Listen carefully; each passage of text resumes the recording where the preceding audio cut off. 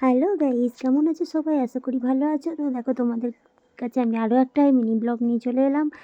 তো আজকে দেখো, হেব্বি দারুণ একটা রেসিপি করেছি, বেগুন পোড়া। ওহ, এখনও যেন আমার মুখে জল চলে আসছে। খাওয়া তো হয়ে গেছে। তো দেখো, বেগুনটা পুড়িয়ে নিয়েছি আর টমেটোও পুড়িয়ে নিয়েছি। তার মধ্যে কাঁচা লঙ্কা ডলে নিলাম, কাঁচা তেল, কাঁচা পেঁয়াজ, ধনে পাতা আর একটু সামান্য লবণ দিয়ে মাখা করে নিলাম। তো বেগুন মাখা তো প্রচুর প্রচুর ভালো লাগে খেতে। আজকে যেহেতু বুধবার, আমি শনিবার মঙ্গলবার বেগুন পোড়াই না, যেহেতু ওই দুটো বারই আমার ছেলে মেয়ে দুজনারই জন্মবার। এই বুধবার দিনটাই আমি একটুখানি হাতে পাই, আর রবিবারে তো বলে বেগুন পোড়াতে নেই। যাই হোক, শুনেছি তো বেগুন পোড়া। আর এদিকে হচ্ছে, এটা কী মাছ দেখো তো, ধোয়া উঠছে, রান্না করে সবে নামিয়েছি, ধোয়া ধোয়া ধোয়া উঠছে, দেখতে পাচ্ছ বন্ধুরা?